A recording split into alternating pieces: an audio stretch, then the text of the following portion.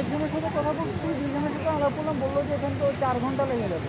তো 4 ঘন্টা গেলাম, ধরেন আবার ব্যাক করলাম 4 ঘন্টাতে, 8 ঘন্টাতেই যদি এত টাইম চলে যায় তো তাহলে কীরকম এটা হলো। ট্যাক্সিতে বলতেছি, গ্র্যাবে গেলে বললো যে গ্র্যাবটা ইনস্টল করছি, বলছে গ্র্যাবে গেলে সস্তা, কিন্তু হয়, সময় লাগে। আবার বাসে গেলে আরও বেশি সময়, বাসে ভেঙে ভেঙে যায়, তো বাসে আরও সময় লাগে। আচ্ছা দেখি না, যদি সম্ভব হয় তাহলে যাবো আর কি, নাহলে আর হ্যাঁ হ্যাঁ, না ঠিক আছে ঠিক আছে, না ওটা ওটা মিস করা যাবে না, ওটা যাবো ইনশাল্লাহ, যাবো।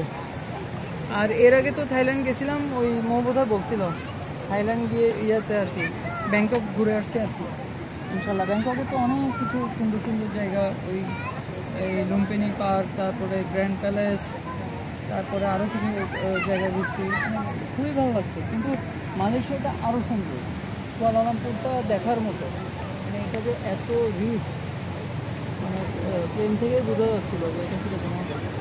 আর এখানে ঝকঝক করছে শহরটা পুরো।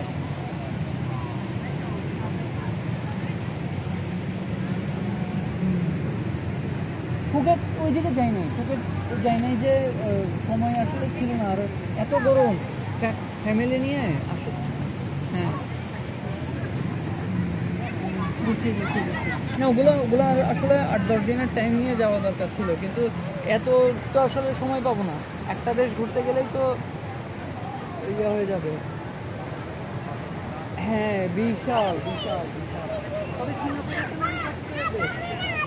নাকি এয়ারপোর্ট, আপনারা গেছেন সম্ভবত, আরও আমার থেকে ভালো বলতে পারবেন।